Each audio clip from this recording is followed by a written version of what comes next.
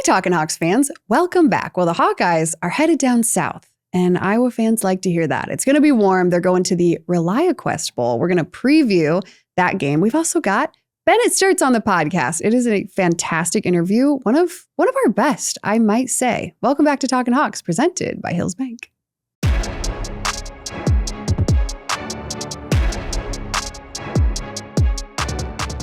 Hills Bank is your hometown financial champion, here to help you score some wins.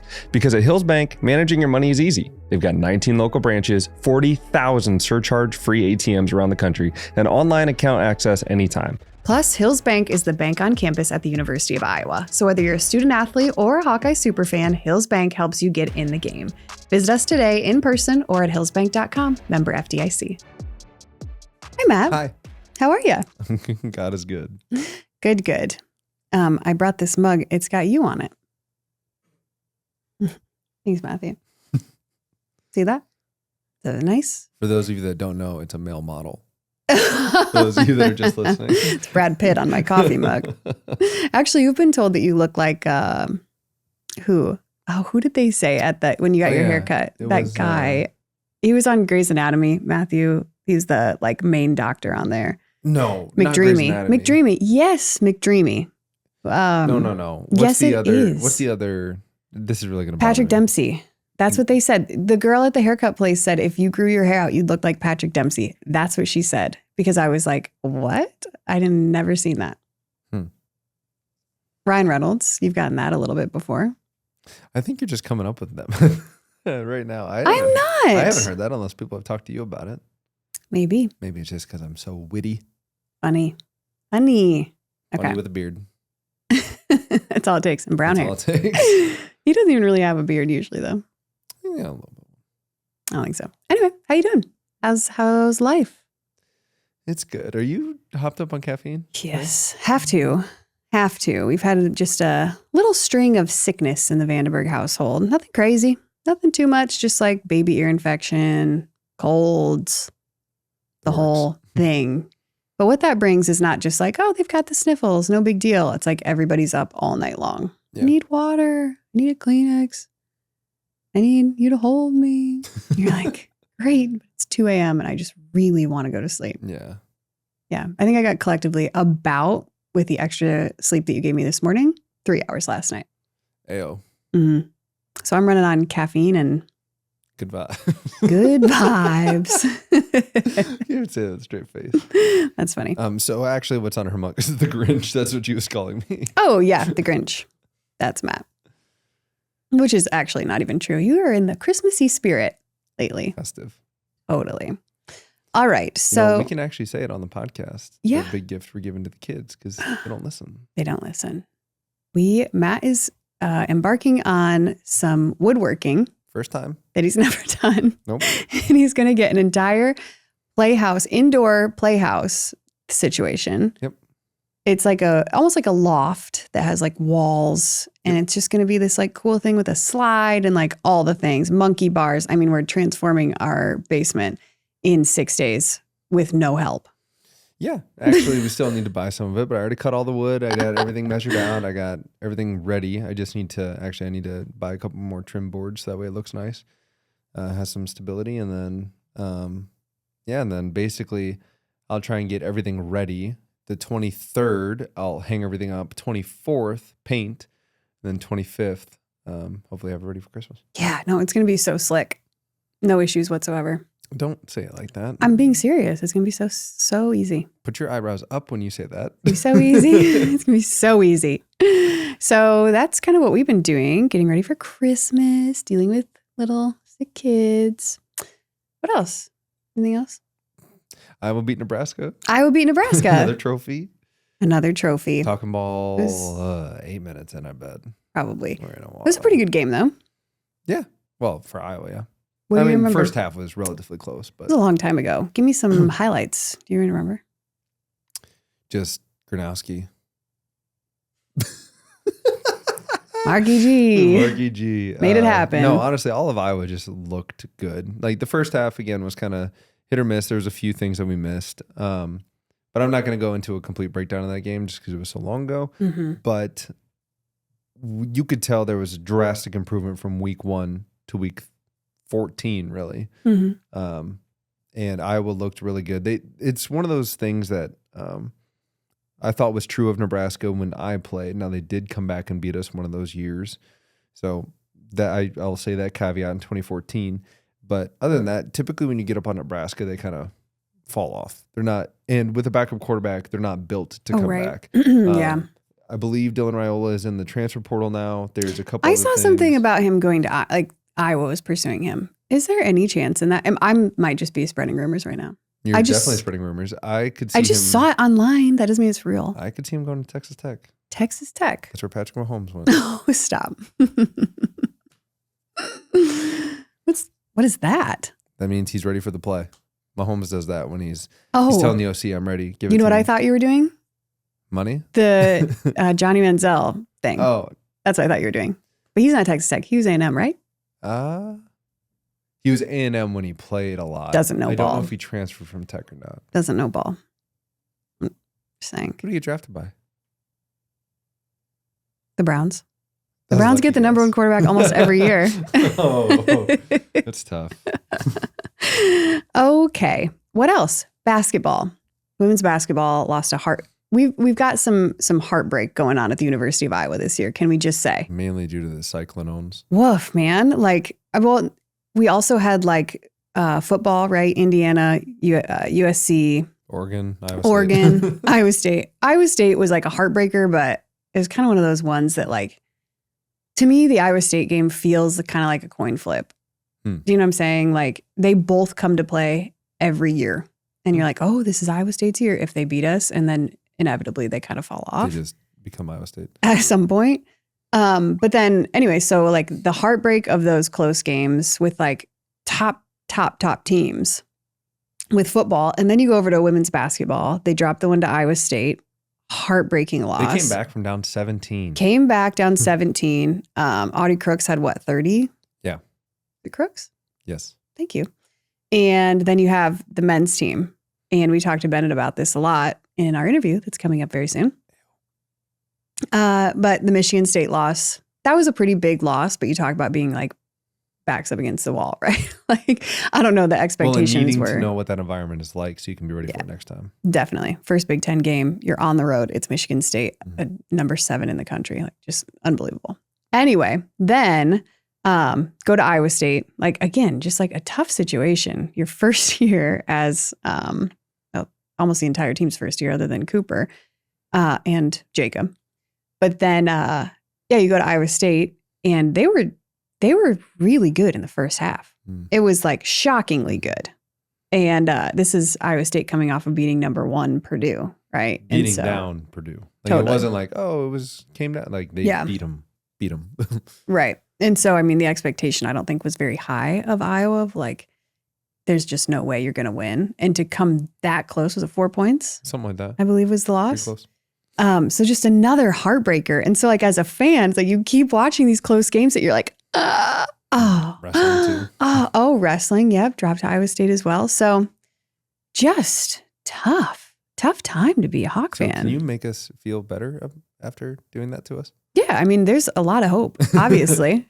You can't, the only thing more you could ask for was a win. But in terms of if you're going to go play top 10 teams in football, women's basketball, wrestling, and men's basketball, you at least hope for a close game. Mm-hmm. And just to even speak on Coach Jensen's second year. Thank you.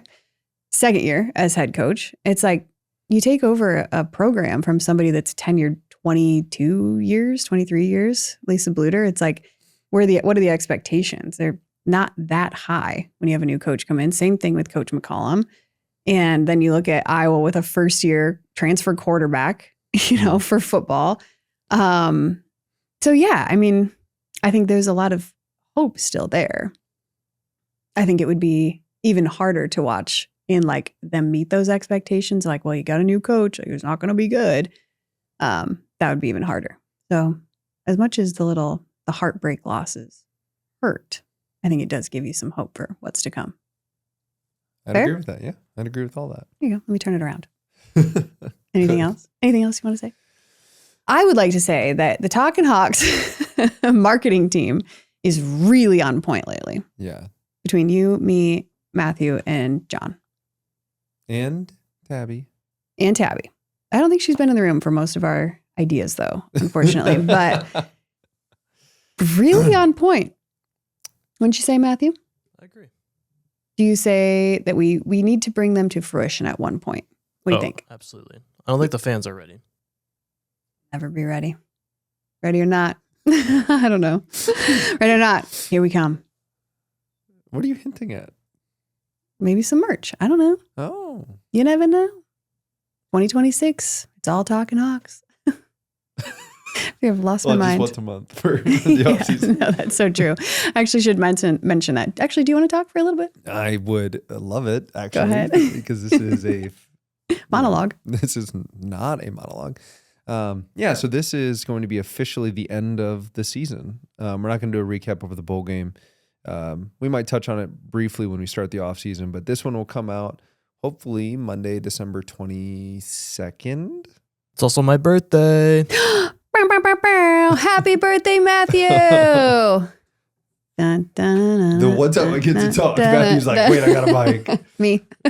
Yes, that is the correct date. Thank you. Happy early birthday. Wow, a birthday so close to Christmas. 25. I was going to say 20. A whole quarter. What's better than 24? 25. 25. If you don't get that reference. SpongeBob. Yeah. Anyway, so hopefully it comes out Monday, December 22nd. What a birthday gift to you, huh? new episode of Talkin New Hawks. episode of Talkin Hawks. For real. Finale of the season. So it'll be the last one of the season, which means we won't come out weekly. We'll start the off season. First one will come out probably, I don't know, first or second week in February, and then it'll be once a month throughout that, leading up to football season. And that kind of gives us opportunities to talk to other sports. Now, we have talked to basketball and wrestling and women's basketball in the midst of this football season. But off season is kind of like, I don't know, maybe we get a Trackster. Maybe we get a track person. Maybe we get cheerleader. Maybe we get anything else. Like, we just kind of open it up to all the incredible student athletes that are at Iowa. So if you have anybody that's on your radar and you would like to hear from, that's not part of those like 4, I guess, main sports that we typically cover, let us know. We'd be happy to reach out to them. And then those will come out once a month. We'll kind of do an update on what's going on in Iowa in terms of sports, kind of touch on what the basketball team, wrestling team are doing. But for the most part, it's kind of more interview based in the off season, not as much breaking down. That being said, we might be looking into adding some different elements to our podcast. And I think we're going to start a Patreon. Is that right, Matthew? That's the goal. So we're having those discussions to try and figure out exactly what more we can give you. So if there's anything else you'd like to be a part of, whether it's the main podcast or just something else the Talkin Hawks brand can give you, right? Like merch or Talkin Hawks. It's because I'm getting used to calling Brock Brack. I know. Just call him Brock. We're super excited we're already 3 years in. I know. Third off season coming at you. Crazy. Very exciting. Yeah, Very really excited. But we couldn't keep doing it without people actually watching and paying attention and subscribing and commenting and all the things. So we just appreciate everybody. We were going to do a giveaway at 1,500 subscribers. Matthew, how close are we? Let me check my sources. You're the source. Jamie, can you look this up? We are currently at 1.42 thousand. So get on it, guys. We're close. We're within 80. So another 80 subscribers. We'll do a giveaway. How about like 3 giveaways maybe? Sure. Love it. Okay. That's I think that's all we got for upcoming announcements. Just be on the lookout. We'll put stuff on our social media if we start adding different things. Obviously this will come out, like I said, the 22nd, or you're listening to it on the 22nd. And then from then on out, we might do a year-end recap in January. Otherwise, be ready for the off season starting in February. Sweet. Okay. Anything else you want to mention? No. All right. Well, without further ado, then, we should just get to that interview because it is so good. And you know what? We might have come up with a new fundraising opportunity with Bennett. You don't want to miss it. It's so good. It's not quite Chubb's Grubs, but I think it's got a chance. It's close. It's close. It's a fiesta. I'll give you that hint. Okay. We're going to get to that interview right after this. Need a new roof, gutter, or siding in Eastern Iowa? Call JB Roofing, a local and reliable roofer with over 20 years of experience. They do one roof at a time, unlike others who may juggle multiple projects and cut corners.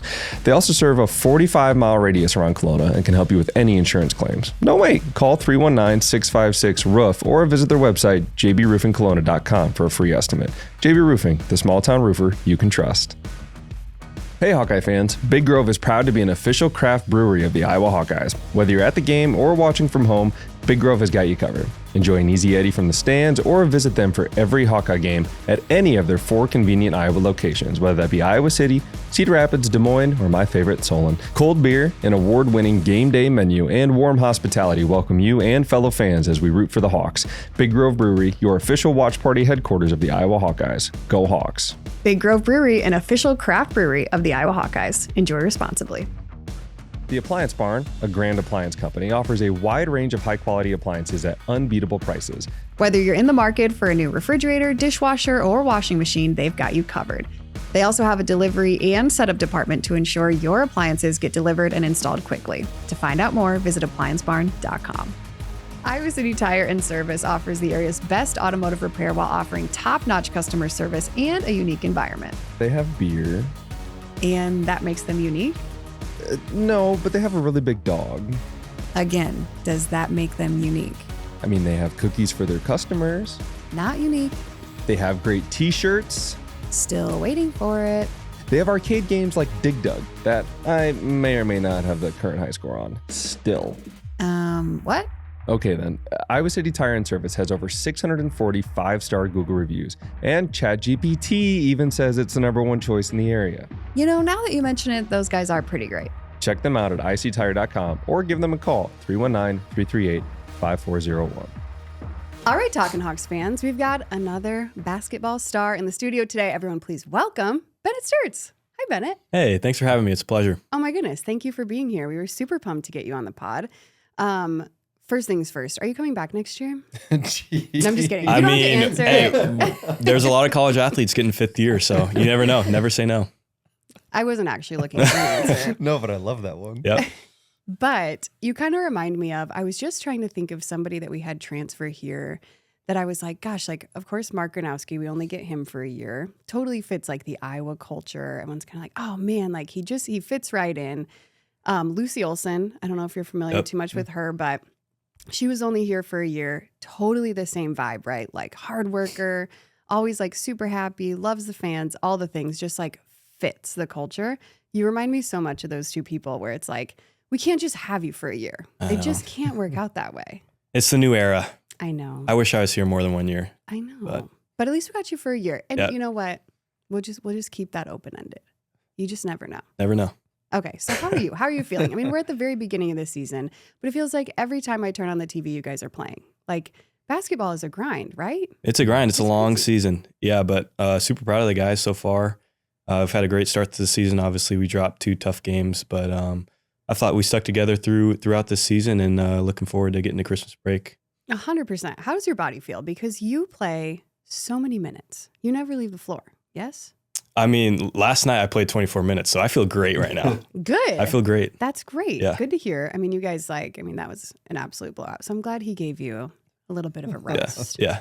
But I just have to say too, and we'll get to like how we usually start the podcast, which is like talking about where you're from and all the things. But I just have to say too, like you guys got put in one of the toughest positions for your first Big Ten game on the road against a top 10 team with they're pretty known for having a crazy home atmosphere. Like that was insane. You got put in like one of the hardest positions ever. Wouldn't you agree? Yeah. Oh yeah, I would totally agree. Not to say it's an excuse, by the way. Like, because I know that McCollum would be like, "That's not an excuse." Yeah. Well, even McCollum in his post-game presser was talking about it's a good experience. It's a good you don't know experience, what it's like until you've been there. Oh yeah, for sure. Like we were thrown into the fire, and obviously we would like to win that game, but I think it helped us a lot, and we grew a lot from that.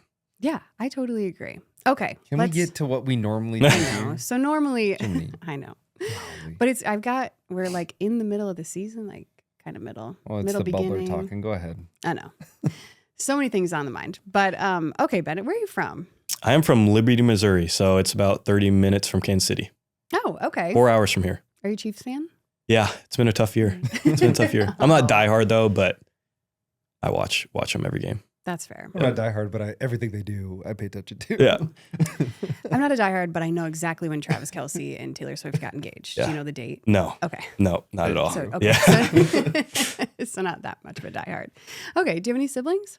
I do. I have 2 older brothers and then 1 younger brother. Oh, all Wow. boys. All boys, 4 boys. Whoa. My mom had a handful. What's the age gap between you guys? 3 between everyone. Really? So how old are you? I'm 22, So 28, 25, 22, and 19. 19, yeah. Ooh. And they all went to K-State. I was the only one not to go to K-State. Really? Yeah.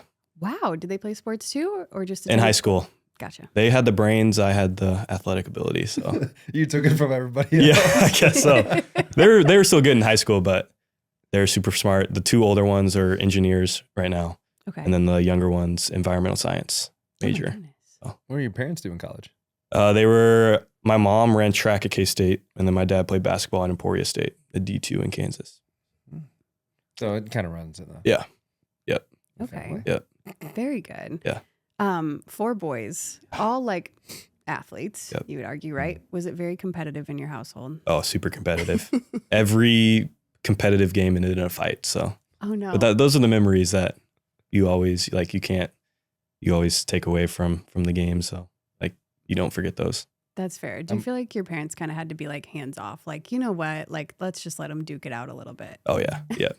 But my dad was my high school coach. So Really? yep. He was the head coach at Liberty. So that was super fun. That's amazing. Yep. What was that like having your dad as the head coach? He's the best coach I've ever had. So sorry, Coach McCollum, but Yeah. no, it was a blast playing for him. Why do you Best say that? best time of my life playing sports. There's like no pressure at all. Just go out there and have fun with your friends. So Mhm. Was there a fine line between, okay, this is coach dad versus like the dad? Does that Yeah. make sense? yeah, we had arguments, and after like the first argument my sophomore year, he's like, at home I'm your dad, but on the floor I'm your coach. So kind of said it there. Gotcha. Yep. Starting to, so our son is 4.5. Our oldest is 4.5. So I'm trying to figure out how much I can coach him and how much I shouldn't. Yeah. So far, I've been roped into coaching everything because nobody wants to coach 4-year-old soccer. Nobody wants to coach 4-year-old t-ball. Nobody Man, you're wants to busy. coach 4-year-old flag football. Yeah. He excels. He does well. But it's definitely, so far, there's been a switch when it's like, okay, now we're here in this 30-minute or 45-minute practice, whatever. He does listen to me much better. Yeah. But when I'm just dad, he listens to me worse. I don't know how to. Yeah. Just a good balance. You got to find the balance. If he could listen to me all the time, it'd Yeah. be really happy, but That would that's be a lot. nice. Yeah. Does your dad still coach at Liberty? He retired my senior year. So he was a Really? coach for 23 years, something like that. So Oh my Yeah. goodness. so he's retired. Wow. Yep. So did you get to play with your brother then? No, unfortunately not. Mm, Didn't play with anyone. It would have been a lot of fun, but yeah. Is Liberty a big school? yeah, it's class 6 in Missouri. So it's the biggest one. So like how many did you graduate with? 500. Oh wow. Yeah, that's a good size. Yeah, it was big. Yeah. Yeah. Did you feel like you didn't really like know everybody there? Didn't I only had like a select group of friends, which is good, Yeah, but also had a negative side to it. But that's fair. Okay. What would you say was like something about your dad's coaching style that you really admired or that you really appreciated? gosh, it's a great question. I've always got asked about Coach McCollum, but never about my dad. So I just thought he cared about you off the court and making you a better person. Obviously, it's kind of the same for Coach McCollum and every coach, but like he made me a better person in life and not just basketball. Mm-hmm. Yep. When we had Cooper Koch on the podcast just a couple of weeks back, we were talking about you a little bit, and he was just talking about your leadership style. Do you feel like you take kind of those leadership qualities from your dad a little bit, like what you've learned from him, and then apply that to yourself on the team? Or A little bit. I'm not that much of a vocal leader. I'm still working on it, but my dad could talk to anyone, and that was kind of his superpower. Mhm. I'm kind of like lead by my actions. I don't talk that much. So I would say a little bit, but not really.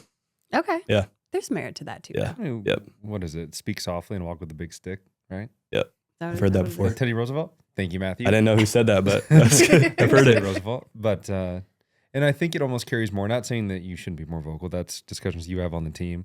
But I know if there was somebody on the football team that didn't say a lot, and then when they do talk, you're like, all right, I'm going to listen because he does everything right. And Yeah. then now he's going to say something. That means we're really off base. Yep. Mhm. Yeah. Like Yeah. that. So, talk to me about like when you were a kid, what other sports did you play? Obviously, basketball has probably been a big part of your life for your entire life, with your dad being a coach and a former player. Like, what other sports did you participate in, like as a kid and in high school? I played baseball up until 5th grade. It was too slow for me though. Mm-hmm. Like I didn't like standing around waiting for the next pitch. Catch Yeah. for most of the game. I couldn't do it. Thank you. So I quit that 5th grade, and then I played flag football up until 7th grade.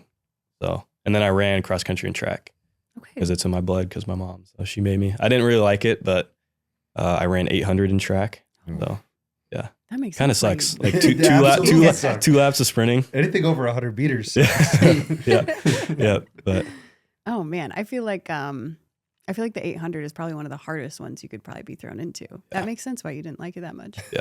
Yeah. Well, I mean, cross country, you're just running for days on not even paths. I feel like they just set up a few cones out in the wilderness and go run this way. Yeah. I mean, that makes sense why you're able to play as many minutes, though. There you probably. Go. Yep. Well conditioned. So after 7th grade, was it just basketball from here on out? It was. I kind of regret not playing like football. I don't regret not playing baseball, but I wish I like kept running, track and cross country, played football, but is what it is. So was it AAU just kind of start? I actually didn't play AAU until my junior year. This is like the first guy on the podcast. Yeah. I just I didn't like traveling every weekend to go to Atlanta or anything, and it's super expensive. So I just stayed in the gym after school and before school and shot and got better. So we talked to Kylie Fearback a little bit about AAU. Was it something that you were invited to that you declined, or was it something you just didn't pursue until junior year? I honestly wasn't that good freshman and sophomore year of high school, so I didn't really get invites at all until junior year. I was just trash. No, yeah, I was just trash. I wasn't tall or anything. Jeez. So, I didn't get any invites until junior year, and that was during COVID too, so it was a weird time. So, because would that have been 2020 your junior year? Yep, 2020.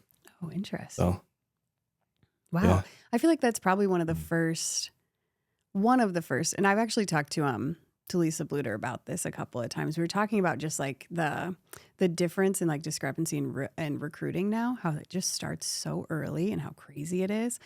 And she was just kind of talking about like specializing in sports at such a young age, how that's kind of like more prominent now. People are like, yeah, you got to be a baseball player from, 5th grade until, and like, that's it. We're going to focus on that year round. And I think it probably is in basketball too, right? With like the AAU circuit and all the traveling like you were talking about. But she was talking that if she could do it all over again with her kids or like give advice, she's like, gosh, I would just love for people to hone in more on like the fundamentals and less on like the tournaments every single weekend and right? Like focus on the fundamentals, really good at those kind of things. And I think honestly, this might be one of the first stories we've had on the podcast of like, you just spend extra time in the gym. Yeah. I don't know. I feel like that's probably one of the first times we've heard that. Yeah. There's a lot of merit to that. And it shows like your individual work ethic too, right? Because you don't have a coach there all of the time in the after hours in the gym. Yeah. Yeah. And I think there's a risk for burnout too. Like if you're just one sport for your whole childhood, I don't think that's very fun either. But I was just going in the gym at 6 a.m. every morning before school. And that's something my dad instilled in me is the work ethic. So just getting as many shots up as I could is something I did. So got better from it. Well, was it something that, so you said your two older brothers played, but they didn't play in college. Yeah. Obviously you have to have some sort of drive to get up at, I'm assuming like 5:15 or 5:30 to get there at 6. Was it because you're like, okay, I envision myself getting a lot better in playing college basketball and that's why I'm going to do this, or I just want to be the best high school player I could be? Like what was the goal at that time if you weren't necessarily getting looks early on? Yeah, I didn't get looks early on, and it's a funny story. So my dad took me to school my freshman year, and it was 6:30. I don't know why we were there early. We had like athletic training class a little early, and we walked through the gym to get to the weight room my freshman year, and there was a guy on the team shooting, and I just walked right past him and go to the weight room. About 15 minutes later, my dad comes to me. I'm on my computer playing a game. And he just rips me. He's like, this is just why you're not good right now. You have a bad work ethic. And that's when it started. Like, I have to work to be good and I've got a shot to be good. And I was starting to grow more and more then. And that's when like I really knew like you got to get the reps in to become great. Wow. So it only took one talking to. Yeah. And then ever since then, I got up, and when I got a car, started going to the gym 6 a.m. every day. That's wild. It's crazy. Yeah. I mean, first of all, to take the coaching like that and be like, all right, then I'm going to make a change. Yeah. But it's just, I'm sure he had a conversation with the guy of like, hey, how'd you get in here? Like, how do you make this work? And then to come back and then bring you to that level is pretty cool. Mm-hmm. Yep. But It's to crazy. not just get angry and say, well, I'm not going to do this at all. Yeah. Wow. Yeah. Wow. Okay. So then you said junior year kind of started getting some looks. Yeah. Yeah. D2 looks. And that's Okay. all I got throughout the rest of my high school career. So what was that kind of recruitment process like, or experience like for you? Was there a lot of decisions going into that, or did you kind of decide like, okay, this is where I want to go? Luckily, it was pretty chill. I was listening to Cooper Koch's recruitment. I was like, that is crazy. All the phone calls and everything. Yeah. I had like 2 Zooms and that was it. Mhm. I had an offer from William Jewell. It's like 5 minutes from my house. And then Northwest Missouri State. So Mhm. Did Coach McCollum recruit you there? Yep, he did. Very And it was hard not to go there because they won 3 straight national titles. So Right. Yeah. What is Coach McCollum like as a recruiter? I mean, he's great. He calls you like once a week, and he's very personal. Like, he doesn't ask you about basketball stuff. He asks you about like what you watch, what sports teams you like, stuff like that. So Okay. makes it very personable. Yeah. Tries Yep. to get down to like the person level of it because he's Yep. seen your game. Yeah, Right. So he wants to get to know who you are. Yeah. Yep. Do you feel like there's a lot of that in his coaching style where he is a lot more? I mean, that's kind of like the vibe I get from him where, yes, the basketball matters for sure, but I think it's like the intangibles that he focuses on a lot. Would you agree? I think that's what makes him special. Yeah. Mm. Like, he knows how each person reacts to what. And he always says it took him 2 years to figure out me. So Oh. he figured me out at Drake. That's what he always says. So I don't know if that's true or not. But Oh, I wonder why he says that. yeah, probably just because I started playing better. Okay. So he wants to take the credit. No, I'm kidding. Oh. All right, Clip clip it. Yeah. Send it an email. Yep. Oh, that's funny. Man, so has he ever told you like what it is that he figured out about you? Like what makes you tick or something like that? It was kind of more like X and O's wise. Got it. So like ball screen stuff and putting me in the corner or stuff like that. So more so just knowledge of the game as Yeah. opposed to like Yep. yell at you versus don't say anything Yep. versus. Yeah. More of that stuff. Mhm. Gotcha. What kind of coaching do you think you take to more? Are you more of the like, you only got to tell me once and I got it? Or do you kind of like when somebody's on you all the time? Because I think there are people that genuinely like when a coach is like, I like it. you Yep. do? Yep. Okay. Yep. And I think it comes from my dad, just Sure. being aggressive and not having to care. Like Mac always says, like, if I don't get on you, that means I don't love you. So he just tries to make us better. Wow, that's Yeah. intense. Yeah. Well, yeah, it's the same. Like, Yeah. the coaches always used to say, if I'm on you all the time, it's a good sign. If I stop talking to you, that's when you know there's a problem. Yep. Because that Hmm. means they're not gonna waste their time coaching somebody that they don't think is worth it. Yep. Exactly. Wow. Huh. So I didn't play sports. Well, you know what? A lot of people say about you is you have a very high basketball IQ. What does that mean? As somebody, right? As somebody that I never played the game of basketball. Yeah. It's very obvious if you're watching me shoot a ball. And honest, like I've watched a lot, just watched a lot of like Iowa basketball, Mhm. being around it and things of that nature. But when people say that, I guess, is that more of like you study a lot, or is it more of like you've played a lot of basketball?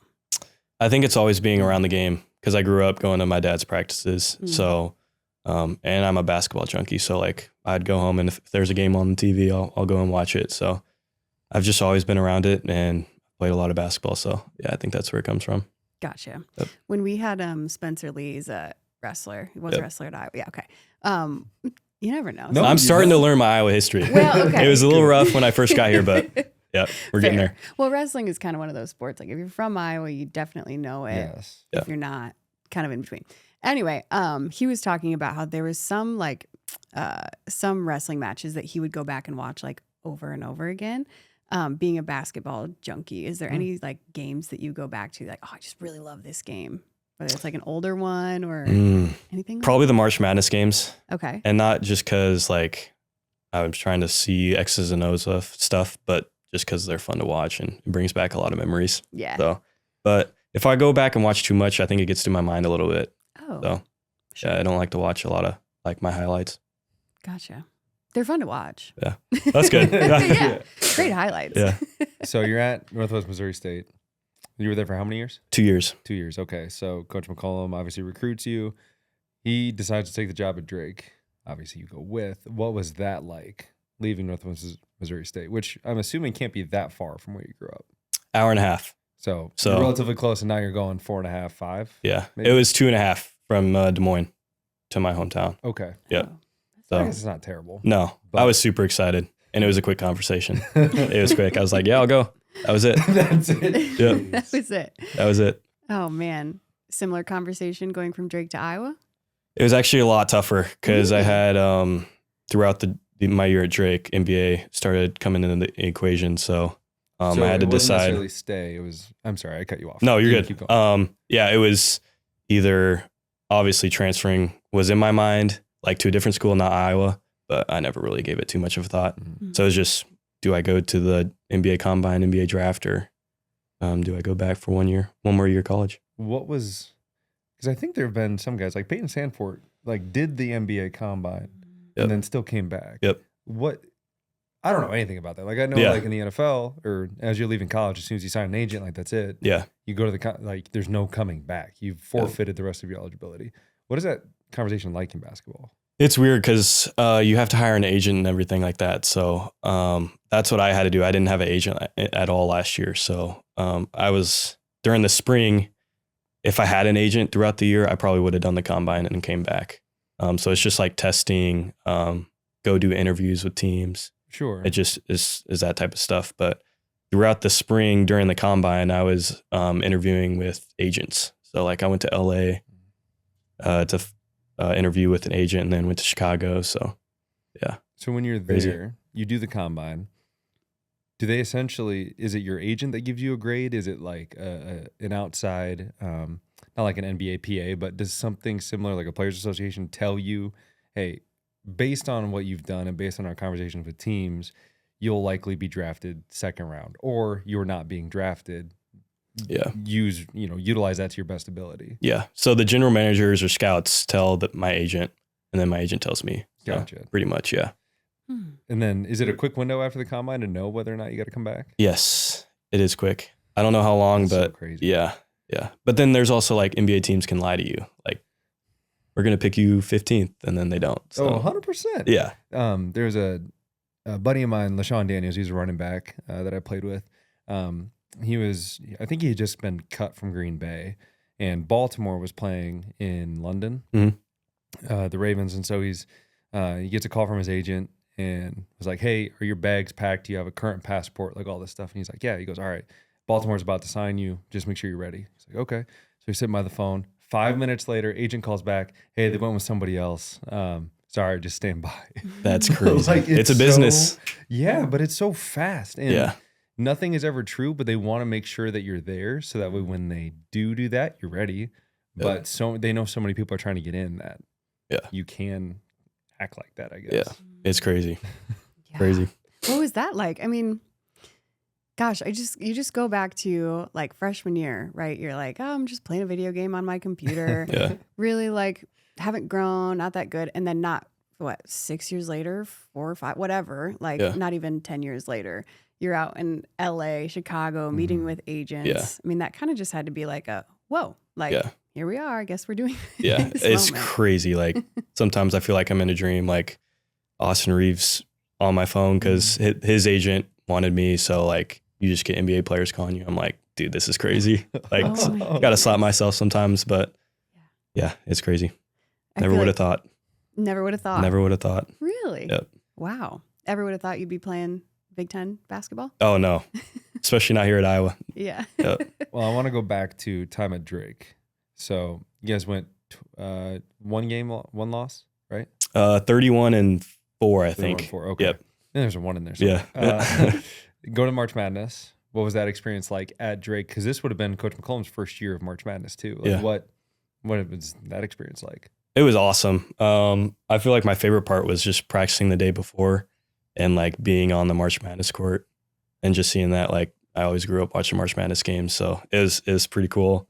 And like, we practiced right before Houston, so just seeing Houston come out, it's like, this is crazy. Never would have thought. So last year was awesome and a lot of good memories. Was there anything specific? I guess maybe I'm not sure how entirely I want to phrase this.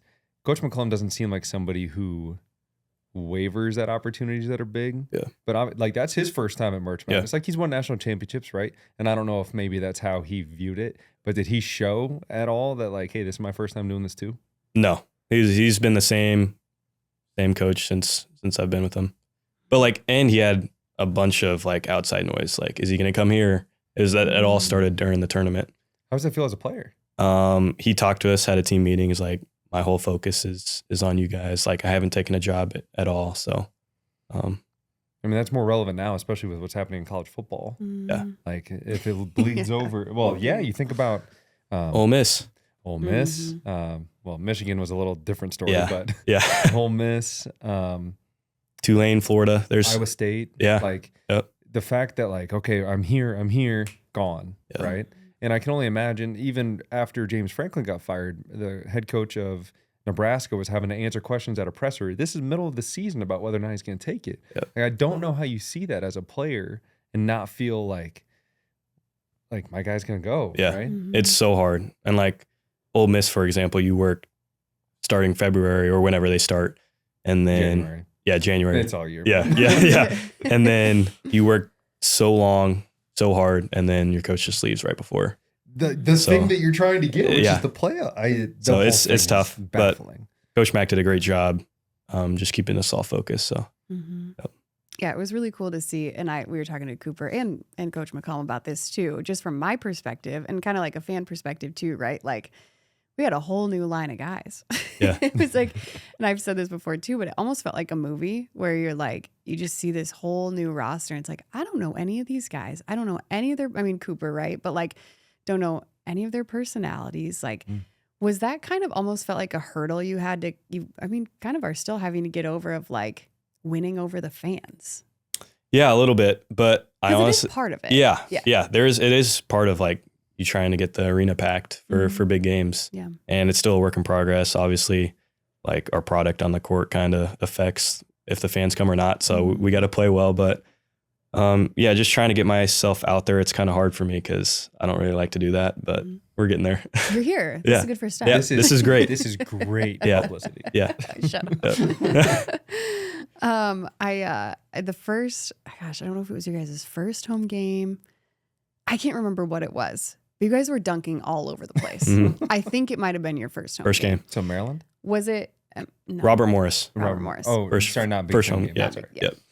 Was that a conversation you guys had of like, guys, let it fly, show them how fun you are? Or is that just kind of like your guys' playing style? You're just having Not a at good time? all. We weren't talking about like putting on a show or anything. No? It just happened. You totally did though. Yeah, I was like, that's good. I feel like they might have discussed this beforehand because like everybody had a dunk that game, didn't they? It was close. Dang near. Yeah, it was close. And it was fun to watch. It was a very much of like, no, we're here, because of course you've got all that outside noise before you guys even start the season of like, they're coming from Drake. A lot of you guys are coming from Drake. Lots of transfers. Can they measure up to the Big Ten hype? I mean, all the things. I know you've heard it all. But just like, it almost felt like this, no, we've arrived and we're here to have a good time and we're here to like, kind of put on a show. Yeah. And not to say that like that's the only intention, but it is part of basketball, you know? And I think that is part of like the allure for fans, right? Like you want to be entertained. Yeah. And you guys totally do that. Yeah. Like lots of great personality. And it's just a team that like plays really well together. Yeah. Wouldn't you say your guys' team chemistry is like actually really good for a first? Yeah, and I think it helps with 6 people coming from Drake, so that helps a lot. So it speeds up the process. But I've heard the fans say a lot about like it being refreshing. Just seeing a new team out there. Obviously, Fran was a great coach, and he's had a bunch of success here. But it's been really fun just watching you guys all.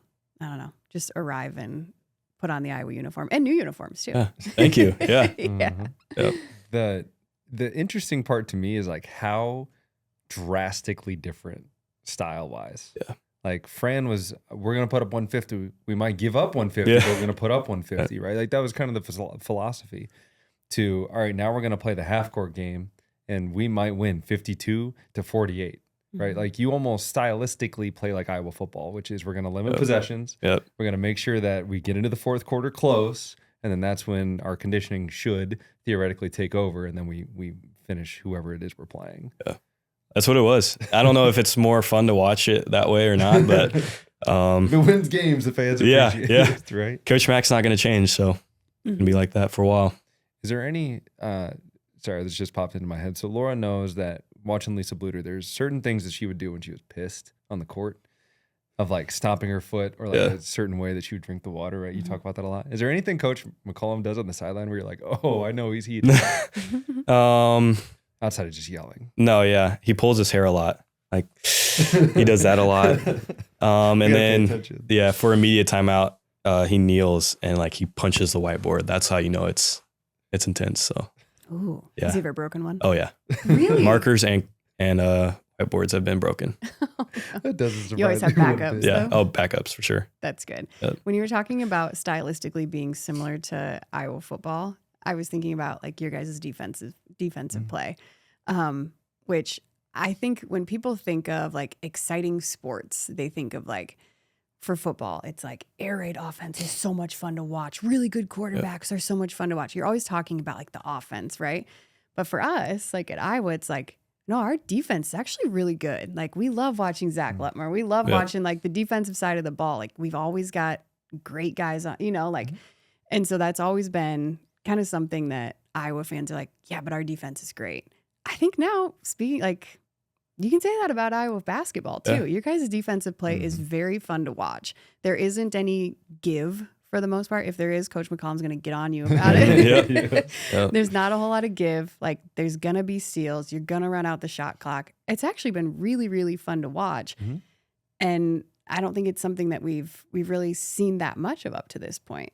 And so, I mean, Coach McCollum puts a lot of emphasis on defensive play, yeah? Yeah, like 75% of our practices are defense. So, really? Yeah, it kind of sucks, but it's fun, and you get used to it after 4 years. So, right. But yeah, I guess it's Iowa sports is kind of becoming a staple for defense, which is cool. Yeah. We had Cooper Koch on, and he said this is the most conditioning he's ever done in his life. Is that something that obviously you're used to getting up early and like going, but being with Coach McCollum and knowing, hey, we're going to need 37 minutes, we're going to need 38. Like, does that change? Like, were you expecting the level to play that much? Or is it just like, as your conditioning got better, obviously you're playing better, I can't leave the floor? Not that you make that decision, but you helped make that decision. I'm kind of used to it now, but freshman year, I didn't expect it at all. But the first week of practice here, it's kind of a little mean, but just seeing Cooper, Jacob, and the new guys like heads in the trash cans puking after conditioning, it was pretty funny. So can you give us just like a brief, like, all right, so we practiced and then we're doing this type of conditioning. Can you share that, a little bit of that? Yeah. So one, it's kind of a conditioning test. It's called the 20 and 20. So it's a suicide and then a down and back. So define a suicide for those of us that... Free throw back, half court back, other free throw back, and then baseline back. Okay. And then after that, you got another down and back in 1 minute. Okay. So free throw, half court, free throw, base. Yep. Okay. And then you got that in 1 minute, and you can't start the next one until the next minute. So you kind of like have to pace yourself. Just keep running because you can't sprint it, and you got 20 of those. Wow. So, and you got to finish it in preseason before. So if you can't finish it, you have to run it again like next week. So Dang. I got a lot of people. It got me my freshman year. So Wow. it doesn't sound that hard, but it's the cutting that gets you. Oh yeah. Sure. Yeah. So wow. It really, I mean, now that we're talking about conditioning, like even watching you guys play Iowa State, play Michigan State, it doesn't look like, and I know you are, but it doesn't look like you guys are exhausted.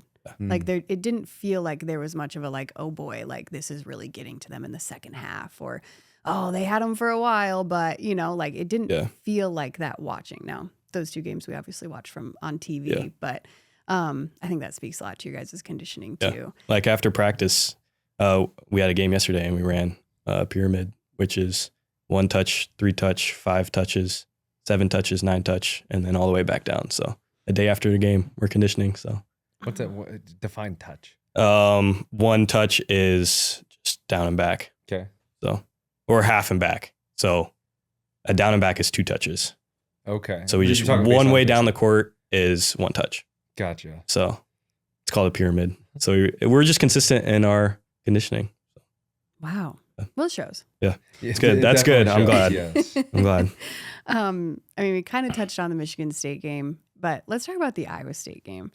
That one was so much fun to watch. I mean, you talk about going in somewhere where I don't think you guys felt this way, but it was kind of like backs against the wall, right? Mm-hmm. Like another really highly ranked team. They just beat Purdue, and it's in their home court. Yeah. They've got a really good basketball atmosphere. You know it's going to be raucous. Yeah. Yeah, you know it's going to be a lot. And I don't think the expectations for you guys was very high. I think there was a little bit of talk. I mean, I'm talking like outside world, right? I think you could probably gather that from like Twitter or whatever. But there's a lot of talk about, oh, you know, Iowa State's going to be tired, you know, this, that, and the other thing. I don't know. They might drop this game.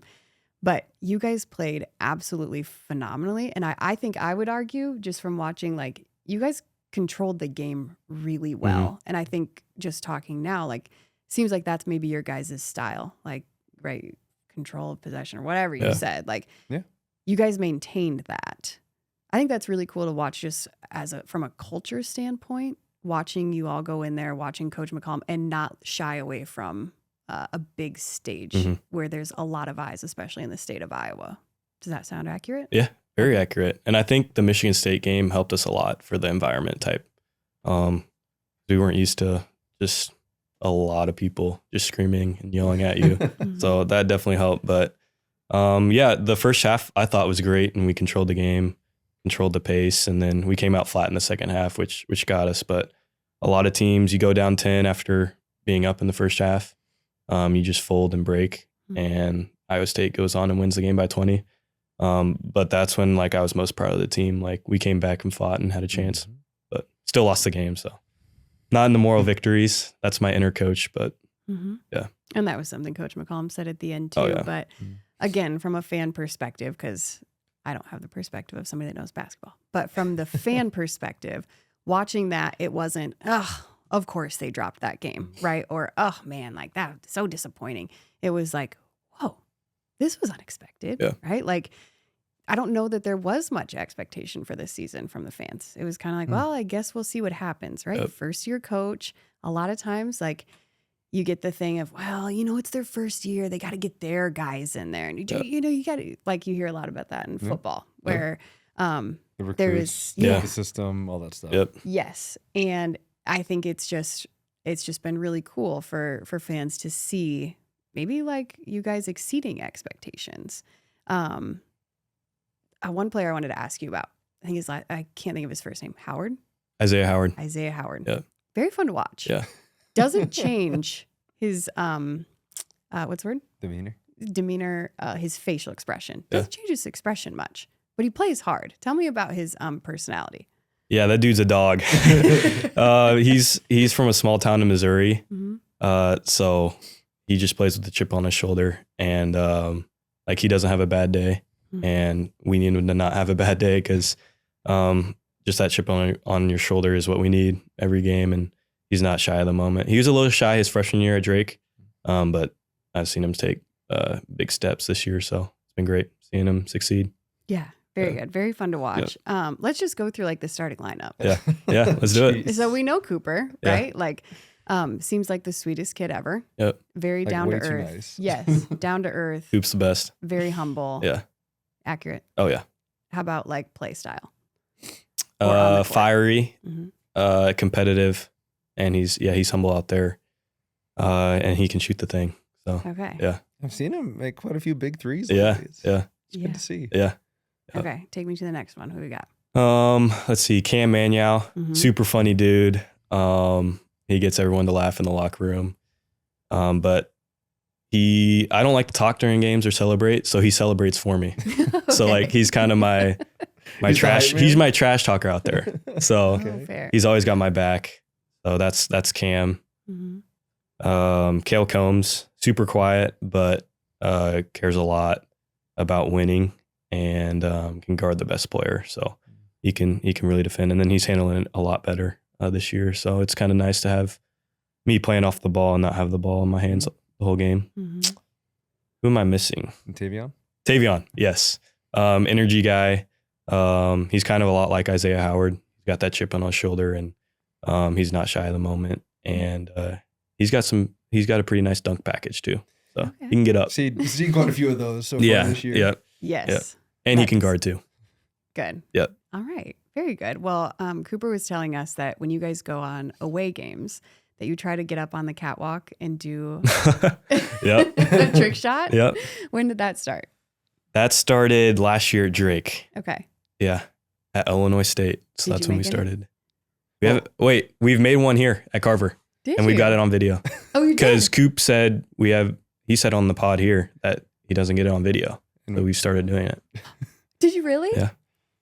We told So you to that's do that. Yeah. Credit to you guys. Yeah. Yeah. Well, you need to post the videos. Yeah. You can't gatekeep those. Should we post it? Yes! The one we made? Yes. Okay. Make us a collab. Okay. Oh, yeah. Add Talkin Hawks as a collab. Yeah. It'll Okay. be perfect. That's so great. Yeah. I want to know, how'd you get up there the first time? And the Carver one? Or Well, let's start with Illinois State, but I feel like Carver's also got a story. I wish I could show you guys a video, but it was Illinois State was the sketchiest one. There was a ladder up to it, and it was pretty shaky. So you just saw it. It was like, what if we went up there? Yeah, we do it the night before the game, so it's not on game day. Okay. Mhm. Not everyone's locked in, Right. but we do it after our shoot around that night. So Well, we failed a couple of times though. So Okay. Yeah. Well, we were talking about that because it was the Hawkeye Hoops downtown, Mhm. that like outdoor event that we did before the season, and you were up on the fire escape, Yep. throwing, Yep. doing the shots. Did you see how close it was to hitting cars over there? no, but I heard about it. Probably wasn't the smartest. Well, it wasn't your choice. Yeah. I mean, the people running the event let it happen, but we were dying because like you don't think about it, and you like shot the first one, and I was like, oh no, Yeah, my car was down there, Yeah. Oh gosh, unscathed. that's good. No problem. I know, I was pretty bummed. And then I totally put you on the spot. I feel like I have to apologize to you in person because so the idea of the trick shot thing was like, it was going to be like fan voting, you know, where like, okay, Bennett made his trick shot. And I think it was like Taylor Stremmel maybe made her trick shot. Okay, let's vote for who had the better one. And the fans were supposed to like cheer. And I should not have done it. But I was like, What did you do to him? Did you notice? No, I was walking down the stairs. good. I didn't even hear. Good. Because I was so embarrassed. I was like, he doesn't even know me. And I just like did that. I was like, oh, who do you think had the better trick shot? Well, you didn't make yours. Yeah, I didn't. Which like, Jeez. it was way harder, right? Like you were way up there, you back against the wall, Yeah. right? Well, you didn't make it. And so like, I was like, Golly. was it Bennett? And no, crickets. And I was like, That's all right. I felt She made so the bad. shot, so And then everyone not cheered for mad. which Oh, they didn't no. know you, right? Like that, you guys were fresh on canvas, but so I'm so sorry. But I'm glad you no won. worries. Yeah. Okay, good. My apologies accepted. Yeah. All right. Good to know. Yeah. First time at Carver Catwalk. First time at Carver Catwalk. Okay, so yeah, we bring a lot of balls up. Yeah.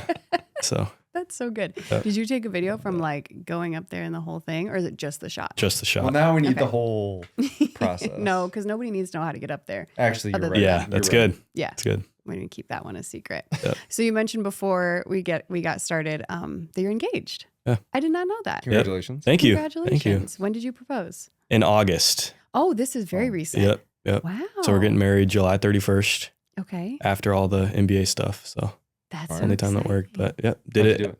Did it at Glacier National Park in Montana.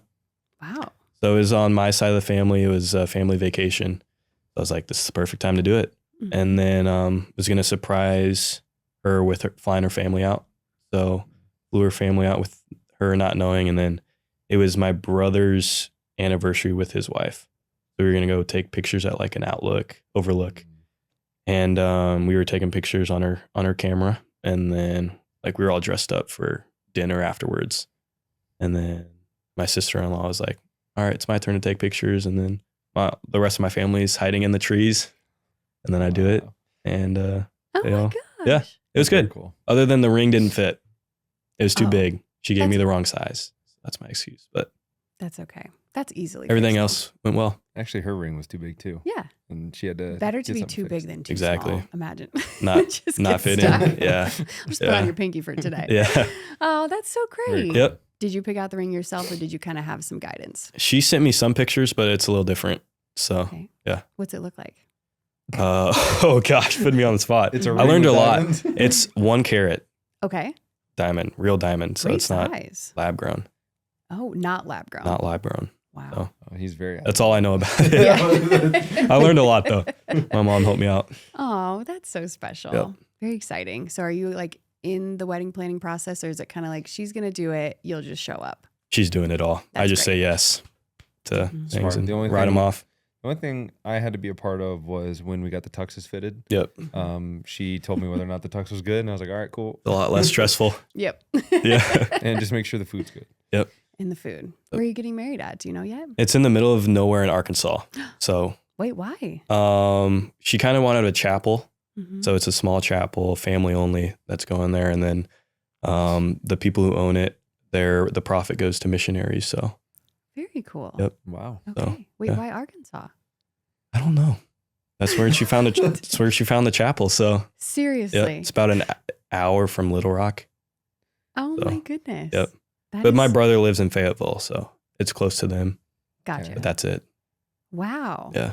That's really cool. Very original. Yeah. And then are you doing like a big reception type thing with like more friends and family or no? Nope. It's just It's like 50 people there. wow. So I'd have to invite a lot of teammates. Right. So Oh yeah. I didn't want to That's leave 3 like different anyone out. schools. So yeah, it'd be a lot. Jeez. It'd be a lot. So That is a lot. Oh. Wow. Well, congratulations. That's Thank you. very Yeah. exciting. Thanks. Does she ever dress yet? yes. Yep. Goodness, And then she's my on other top of it. sister-in-law owns a bridal shop. So he helped her out with that. So Very good. yeah, Are you Jeez. doing a wedding party or no? I don't know. Oh, I don't know yet. Oh, you I weren't literally told know to, nothing. Like, pick any Yeah. like a groomsman or any, like No, groomsman. no groomsmen. Okay. Yep. Good. We're just going to be up there. That would be a lot too. Yeah. That would be hard. It'd just be Coach McCollum. Yeah. Yeah. Did you clip that? Coach McCollum, the best man. Yeah. That'd be great. Wow, that's so exciting. Well, what else do you like to do? You said you're a basketball junkie, so you like to watch old game or watch whatever games are on. But aside from that, what do you like to do? So I suck at real golf. So I play a lot of disc golf in my free time. Yeah. Okay. It's Do you- free and I'm good at it. So Do you play over at like IRL? yes. I think the other one I like is Altmere. I don't Where's that know. It's kind of by the mall a little bit. Okay. I don't know if I've been out there. Yeah. I've walked the one at the IRL before. Yeah. Is Yep. this like, have you been doing this for a long time? Yeah. Ever since COVID, I got into it. Really? Yeah. Did you ever try real golf? Yeah. I'm not good. Not your thing. Not good. I wish I was good, but Mm-hmm. Yeah. Yeah, I can't imagine being like over 6 foot and picking up golf as a sport. I just feel like it Yeah. would be hard. You're barely over 6 foot. I'm 6 I'm just saying, like, That's messed up. didn't Cooper say that he plays golf? Yeah. Yes. Coop can like, golf. Him and Peyton McCollum can Really? golf. I'm just imagining him like all the way bent over with his clubs. That's what Yeah. I'm saying. Or you'd have to get like really expensive custom Yeah. clubs. I think that's what they have. Because you're 6'4". Yeah. So you probably would have to get custom ones. Yeah. Yeah, that feels expensive. Yeah. Disc golf, like you said, is free. No big Yep. deal. Although I don't know if there's many disc golf outings that you could do to get fans involved. Yeah, no. Not at all. What? Which is all right. What if? Oh, are We started it? sponsoring one What now? if we started the Talkin Hawks Bennett Stirtz disc golf fundraiser for that benefits Swarm? Imagine. I feel like we could really have something there. What kind of food do you like? Mexican. Mexican food. Yeah. It is the disc golf fiesta that fundraises for Swarm, and we're gonna have like a taco truck there. Okay. We're on to something. Yeah. We could really Got do a small something with target this. audience, but I don't think so. I think you're going to bring more people in than you imagine, especially when you announce that you're coming back for your 5th year. Jeez. I'm you got it just down. Full circle. Yep. I love this idea. I'm going to tell you something. So we had Trevor Lauk. He's a offensive lineman. This is actually like legitimate. See, Okay. we come up This with is good true. ideas Okay. on here. We have to tell them about Cooper's shirt too. But Yep. we had Trevor on here and they were talking about their offensive line like gets together weekly and has dinners. And I was like, wow, we should really get you guys like sponsored dinners so that like it would be, we could call it something. And he came up with a terrible name for what it should be. He called it Chubb's Grubs. And I was He's like, we're all Trevor, chubby. We're all what to eat. That's hilarious. Chubb's Grubs. not a good name at all.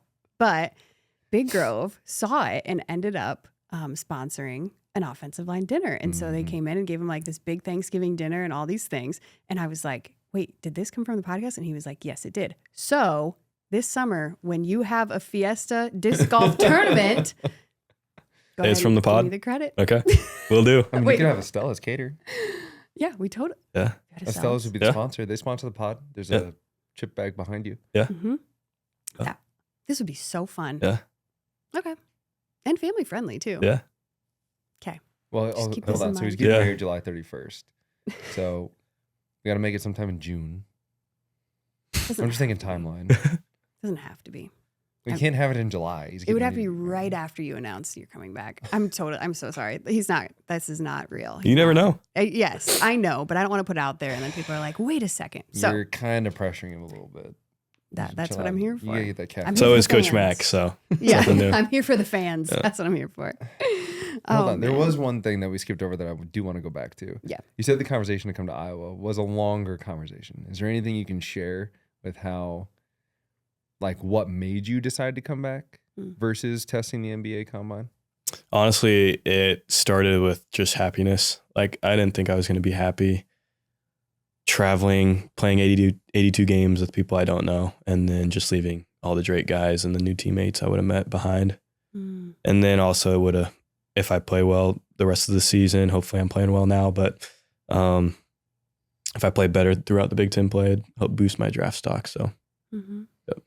That makes sense. But, yeah. And part of that is like how to evaluate talent versus, I don't want to call it lesser competition, but that's yeah. how they're going to say it, yeah, right? exactly. Versus like, I know that's one of the challenges with recruiting from small towns. Like I got recruited from South Dakota and it's like, who am I playing against? I'm playing against a bunch of guys that are going to go on the farm, right? And they don't have no aspirations. How do you really dictate or how do you really know how good somebody is? Yeah. And so I can understand that of like trying to improve. I think Mark Gronowski talked about the same thing on like testing the NFL. Now he had an injury and had surgery, right? But testing, okay, they know I can do it at the FCS level. How does it look at the Big Ten level before I go pro? If that helps elevate that draft stock. Yep. That It's a whole makes sense. process. Yeah. Yep. Yeah. Before we leave, also, I've been thinking about it because you look like somebody, and I was like, all right, there's somebody that it is. He looks like a young Tom Brady, A little bit. Yeah. Yeah. like almost exact. Mm-hmm. Yeah. Was Tom Brady blonde? He Blonder, wasn't blonde. dirty blonde? He's got like black hair, but it's like Huh. I've never heard that now, one. young Tom Brady was a little chubby. You're not chubby in the face, but so like older Tom Brady face, but younger. Yeah. Okay. I could see that. The first? You've never heard that before? No. Especially when you smile, it looks very much like him. Thank you. Yeah. Mm-hmm. I'm usually pretty on point with Yeah. that. Yeah. Tom Brady turned out pretty good. Yeah. So- I mean, yeah. There's Yeah. worse people to be called. Yeah. Yeah. We have to Yeah. do one of those things where it like takes Tom's face and then we take your face and then Matthew? puts it together. Thank you. And it's like, can't tell Yeah. the difference. Yeah. You know what I'm saying? Overlay it. That would be perfect. You did mention one other thing I wanted to touch on that the chapel that your fiance chose Yeah. benefits missionaries. Yep. Yeah. Okay. So is faith a part of your guys' story? Yeah, it's huge. Okay. I grew up in a non-denominational church. My parents were great, supportive, and just grew me in my faith throughout my high school career, and got baptized third grade. Okay. So it was my decision, and they were just great. Very cool. Just raising me. And my faith didn't really get serious until my freshman year. I got homesick a lot. High school or college? Now? College, yeah, Okay. at Northwest. Like I was super comfortable in high school. Like nothing really pushed me or stuff like that. So got to college super homesick, and all I could turn to was God, and I was at rock bottom. So just started getting into the word every day. And then we had a really great Bible study called Stumo at Northwest. So had a great group of guys there. So my faith started really getting important to me and consistent. And then, it's been part of SALT here now and Veritas. So I was just going to ask if you do AA or SALT or Yep. I think SALT. Iowa City Kairos is another thing downtown. Yeah.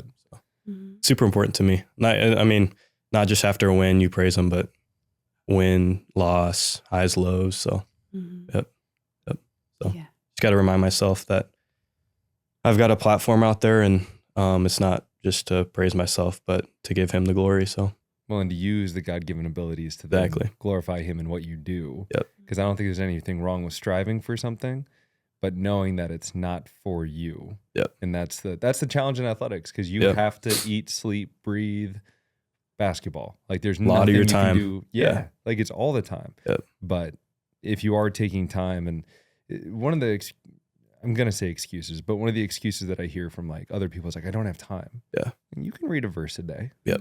It's Exactly. not much to read a verse or Oh. read a chapter. Yeah. I'm in the process of trying to read the Bible from cover to cover. Yeah. So I started Genesis 1, just read Yeah. one chapter a day. And it's not more so of like, oh, I'm going to memorize all of it. I just want a basic understanding of each book. Yeah. And then I'll be able to like really study. Yeah. And right now I'm at like Psalm 135, I think is what I read this morning. But it's like, it's a paragraph. Yeah. Like I definitely have time to read Yeah. a paragraph. Yeah. Just imagine how much time you take scrolling on your phone, and like you could just be way more beneficial and reading the word. And it's being poignant with your time. Yeah. Like understanding that everything has a purpose. Yeah. And then utilizing the time you have, which obviously the platform you've been given, but Yeah. you talked about before, like 6 years later, you're going from I'm trash playing a video game. Yeah. To now I'm meeting with agents, deciding whether or not I'm going to go to college or NBA, and potentially facing this conversation again next year. Yep. Like, God is good. He's great. He could come back tomorrow, so we all better be ready. That's right. So that's another reason. Yeah. Yep. And I think too, that probably helps with when you think about, going from, like you said, freshman year and then to this point of like talking with agents and all the things. Like there's got to be something that keeps you at that like humble baseline. Yeah. And you definitely have that about you where Yes. like Coach McCollum has talked about it too. Like there isn't a too high of a high, there isn't too low of a low. Like you're a pretty steady person, which I think speaks to your leadership qualities as well. Like you talk about leading by example. I think that's one of the best examples you can give to somebody is like, we don't get too high, we don't get too low. And either way that you go, high or low, that it's not depending on yourself, but depending on him. And that's a pretty beautiful thing. So It's really well thanks for put. sharing. Yeah. Yep. Yeah, Thank you. Thanks for asking. absolutely. Yep. All right. Well, this has been wonderful. It's been great. Is there Yeah. any NIL stuff that you want to plug? We usually like to give athletes like an opportunity at the end. Like, I don't know if you have merch or Fiestas. for disc golf. I want to plug that like- now. There is not. I Okay. mean, there's NIL merch. I don't even know what website it's on, like the jerseys, I guess. But Oh yeah, you have a jersey at Shields too. okay. Did you know that? Nope. Oh I did not. I did not. Well, So- we were trying to get Cooper a t-shirt. yeah. Let us know what you think about this. okay. Go ahead. You Well, pitch. so we were You got the talking vision. about Koch and Cook. Yeah. Right. That like, why are they spelled the same, pronounced differently? And he's like, we're just going through the whole thing. And so we were saying like, what if we had a T-shirt that said Koch, not Cook? But like, you know how people say like, oh, do you say Caribbean or Caribbean? But it's spelled the same way, but however you read it is like what it is. And so you could read like Cook, not Koch. But then he was like, oh, what you could do to differentiate between the two is I guess when the Iowa basketball like media team puts Cooper's name on like the captions or whatever, they put an 8-ball as the O. And so he was like, oh, you could do like Koch with the 8-ball as the O, not Cook. So then you could differentiate between. How do you feel about that? You came up with that like on the pod while he was here. Yes. Yeah, this That's is real crazy. time. The 8-ball, Yeah. very unique. Don't you think that's good? Yeah. Yeah. Okay. So those are two great ideas. Really? So We're on wow. it. Okay. Innovative. So how does that lead to Bennett Stirtz? No BS. That's what it is. No BS. Clip it. That's the shirt. Matthew, quit laughing. That could be a bagger. No BS. When I can't think of any other ideas. I really like it. He's coming back for a 5th year. No BS. I'm just kidding. I'm just kidding. I'm not pressuring you. Only a little bit. Okay. Well, this has been lovely. Thank you so much for taking the time out of your schedule. We're like right in the thick of basketball season, and just appreciate you taking the time to do this and just share more about your story so fans can get to know you better. And it was great to get to know you better. Yeah. Yeah. It's been great. This was Yeah. wonderful. Thanks for this. Thanks for all you do for Iowa athletes. So Yeah. thank you. Thank you. Yeah. Yeah. About time. Yeah. Totally. Well, we're glad You guys you're are a the Hawkeye. best. Oh, Yeah. wow. The best. Look at that. He doesn't know us yet. He just said that. It's true. No, but I know everybody's glad that you're a Hawkeye. And yeah, it's just been really cool to watch you come onto campus and wear the jersey well. So yeah, we wish you the best of luck the rest of the season and whatever comes after. Thank you. Well, hey, Talkin Hawks fans, we are so excited about our newest sponsor of the podcast, and that is Stack Wellness Cafe. Okay. Are you done interrupting? Yeah. Okay, great. Go. Stack Wellness Cafe is fast, healthy food that you can grab on the go. It is protein shakes, bowls, and all kinds of other things to help you hit your protein goals for the day. Everything is made better. I bought it. I go there. I'm going to drink it. Well, truthfully, Matt goes there like every other day. I'm pretty sure you come home with a Stack protein shake almost every single day. If you knew about it, you'd do it too. All of their food is cooked locally and fresh and is delivered to each location for maximum quality and flavor. Okay. It's delicious. Wouldn't you say, Matt? Nothing brings fans together on game day like great pizza and good company. At Marquee Pizzeria in the Iowa River Landing, we fire up fresh wood-fired pies, served ice-cold drinks, and create the perfect spot for fans of all ages. Whether you're out with friends or making it a family night, Marquee Pizzeria is the place to celebrate before or after the game. Grandma's Hands is my favorite. Find us in Coralville at the Iowa River Landing District. Go Hawks. I love Estella's because it's fresh. From fresh grilled steak to the salsas to the fresh pressed tortillas. I love Estella's because it's made there right in front of you and it's quick and it doesn't feel like fast food. It's fresh food made quickly.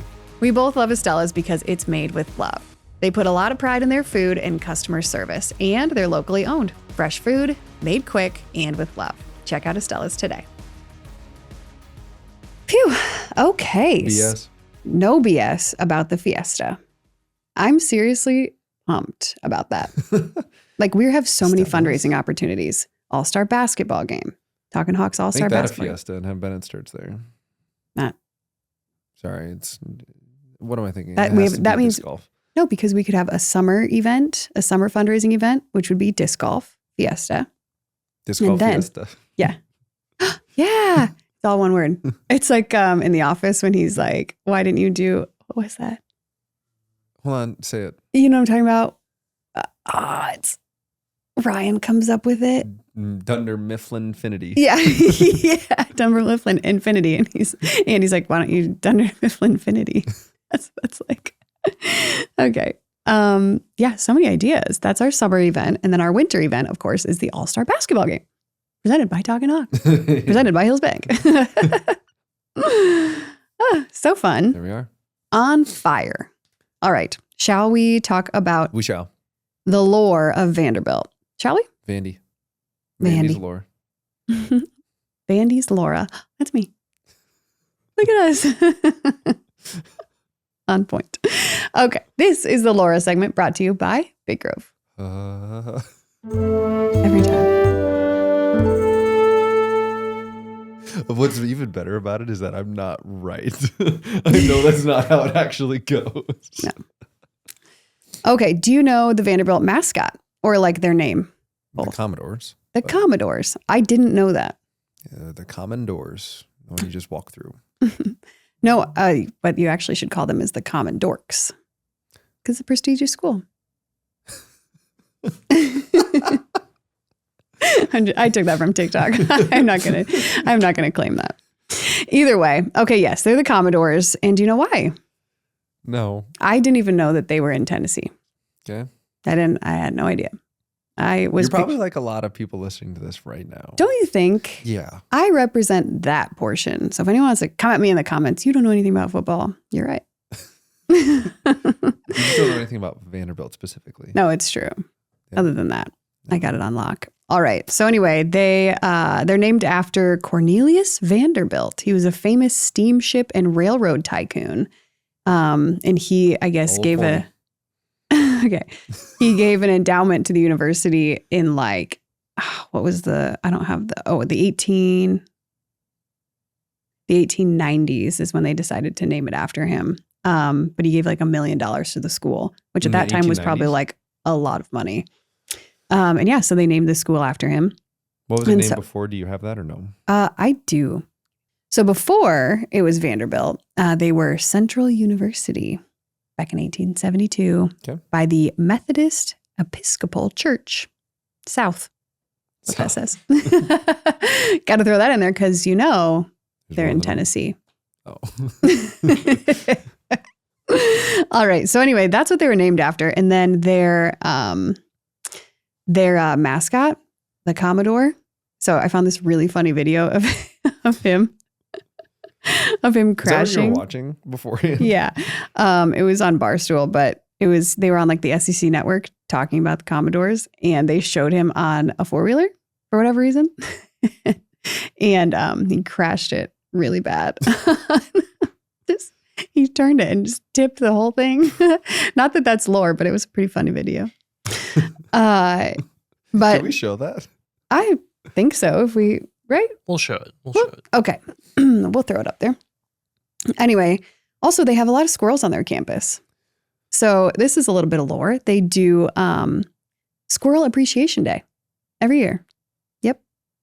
This is from Vanderbilt.edu. It's a real thing. Not from ChatGPT. No, it says we all see them every day hiding around campus and popping out at the most random places. Each January, we take a moment to celebrate our furry friends on campus with a day full of themed fun and treats. Does it have like what they do? No, this is on there I like, want to know the squirrel theme fund. I know, don't you think? Everyone just all day. You can only eat with your hands. You can only eat with the tips of your fingers like this. No utensils allowed the whole day. The smallest bites, and you have to turn super fast. Yeah. Yeah. Everyone's real dodgy that day. Doing weird stuff. So lastly, although we're talking about Vanderbilt lore, we actually have some things in common with them.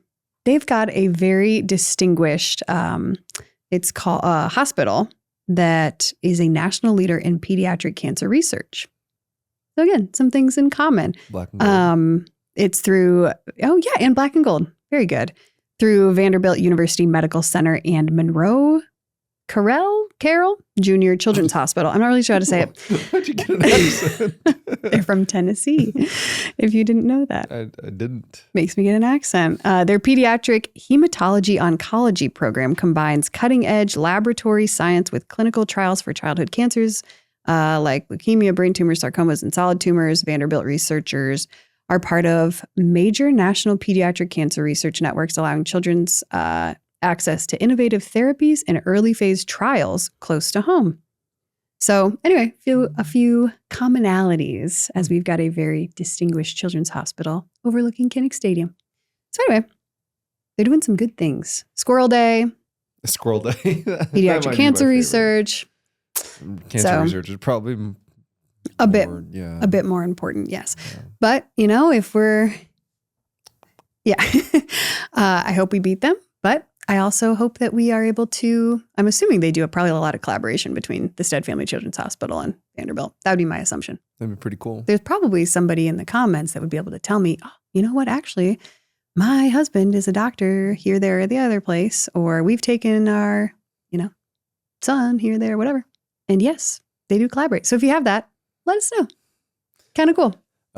Before we get into the true preview for the ReliaQuest, aka Outback, yes, Bowl, I think it's important. This is one of the few games where there are a few opt-outs.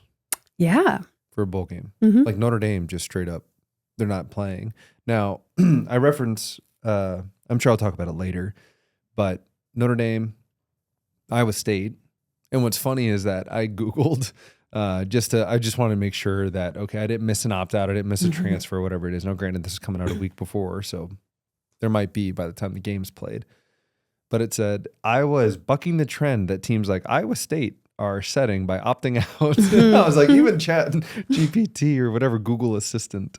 Oh, yeah, Google AI or whatever. Whatever it is, yeah, it doesn't like Iowa State. So I thought that was cool. But you think about the teams that opt out, they pay a $500,000 fine. Oh, do they really? Because the conference makes money when you go to bowls. Oh, my goodness. So I didn't know that. Iowa State paid $500K. I think K-State also opted out. They're paying $500K. Just go play. I think Rutgers so weird opted out. So they paying the Big Ten the fine. That's crazy. Just go play. Wild. This is what you signed up for. Go do it. Finish it out. I will say this is both my favorite and least favorite part of college football. Favorite because as a player, this is where you get your opportunity to show that you need to be taken seriously next year, because the starters, they're going to take their normal reps, but I know at Iowa, bowl prep is very much a developmental time for the young bucks to like get reps and get going. It's my least favorite part because there's so many moving parts from colleges. Like, I feel terrible that Ole Miss doesn't have like half their offensive staff and they're going to go play a college football playoff game, right? Yeah.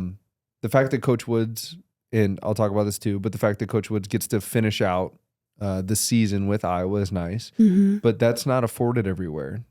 I was watching, it was like the first bowl game of the year, or second. It was like University of Southern Florida versus I'm blanking who they were playing. Both quarterbacks of those teams opted out.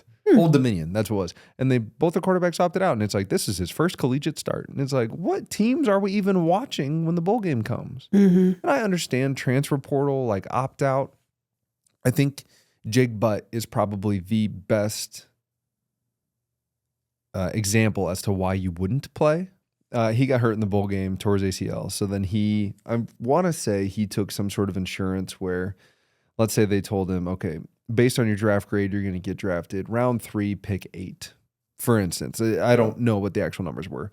There's an insurance that college football players can do prior to the bowl game, which essentially pays them money for each pick that they drop based on their injury.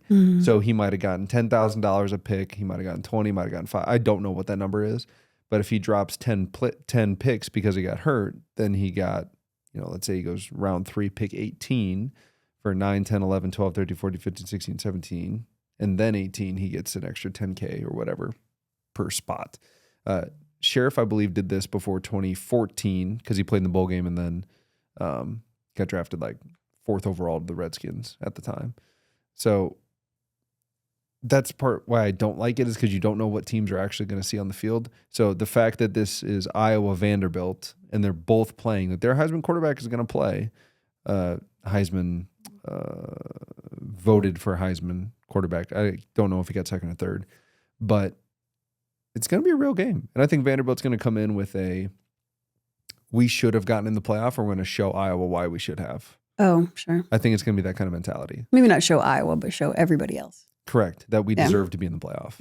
Meanwhile, Iowa's like, yeah, we're going to be at full strength. We're just going to go be Iowa, which I think speaks to the culture that's at Iowa, but also guys just like Iowa. Like the fact that Logan Jones came back, right? And then they had a great year, Moore Award, and then gets an opportunity to go out the right way is what BK would always say. I agree. Okay, so I know pretty much next to nothing about, don't shake your head now, about Vanderbilt, okay? All I know is that they have a very eccentric quarterback. I'm going to go with that word. Seems to have a very, a personality. Yep. Let's go with that. I'm going to go with not quite the Iowa personality. That would be my, what's the word I'm looking for? Description. Lead up. No, doesn't matter. Worse the more you're talking. I know. I'm so sorry. I can't think of it. If it comes to my mind, I'll blurt it out. Anyway, so tell me about their offense, because everyone says he's pretty good, right? He was in like the running for the Heisman. I haven't kept up with any of this stuff. All I know is I really like Fernando. Can I talk? I was kicking it off. Now let me kick it to you. Receive the kick. Tell me about their offense. Yeah, so Vanderbilt's offense runs through one guy, Diego Pavia. And he was invited to the Heisman ceremonies. I don't remember exactly how many votes he got because he didn't win. So I only paid attention to Fernando Mendoza.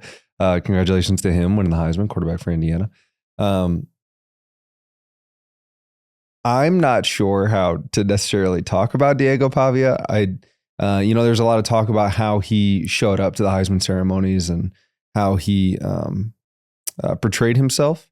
And then some after ceremony antics. I'll let everybody else kind of dive into that if you want to go in there, because I'm not going to share them on a family podcast. There was just some other things that I think kind of speak to kind of person he is. Now, the reason that I'm bringing that up is I'm not going to attack his character, but I do think it's reflective of how he plays. So he is a really good passer, really good rusher. He's their leading rusher, leading passer, right? Like he is their offense. He did come out and say that he's not going to opt out for the bowl game, which is obviously something that we are concerned about when it comes to bowl games. Iowa said nobody's opting out. Even Coach Woods, after taking the job at Michigan State, will coach this bowl game before he goes to Michigan State. So as far as I know, everybody's going to play for Iowa. Everyone's going to coach for Iowa. Michigan State Vanderbilt, I think, has their tight end is on the fence. And as of recording this, he's going to play. Of course, things can happen, right? This is going to come out at least 8 days prior to, or at least a week prior to the game. So it's possible that somebody else opts out or somebody gets hurt or somebody enters the transfer portal, whatever stuff there is, right? Or a coaching carousel. But as it stands right now, Vanderbilt's going to have most of their guys playing, including their tight end, who I think has NFL aspirations, really good player.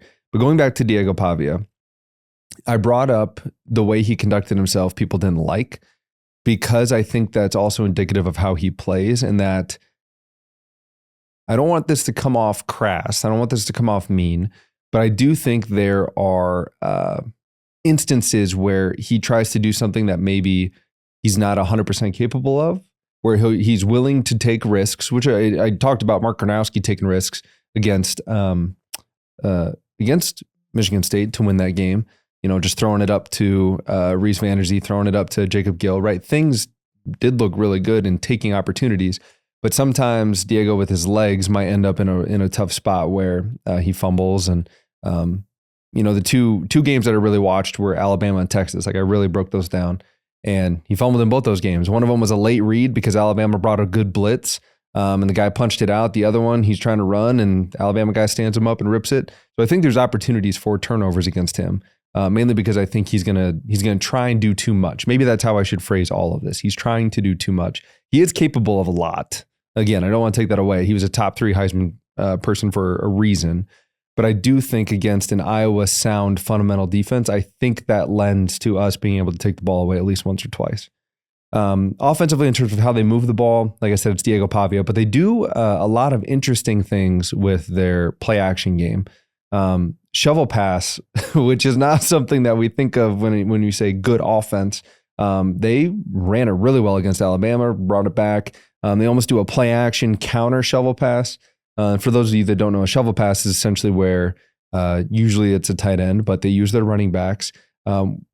Essentially, it's like a play action rollout. And so, the quarterback's probably 6-7 yards away from the offensive line, and then flips it like a pitch forward to the tight end or running back in Vanderbilt's case, right behind the offensive line. And then it's almost like a sneak pass, like, oh, now he's got it. And they do run it very well. So give them credit there. Again, you don't go 10-2 in the SEC for no reason. They are a very good football team. They're a sound football team. Definitely had college football playoff aspirations. And I think with that in mind, we are going to get a very tough team that wants to prove that they belong. Now, saying that, I was also ranked with 4 losses. I don't think we understand how incredible that is in where we are. Now, Alabama's in the top 12 with 3 losses. That's a whole nother discussion that I don't really care like having on this podcast.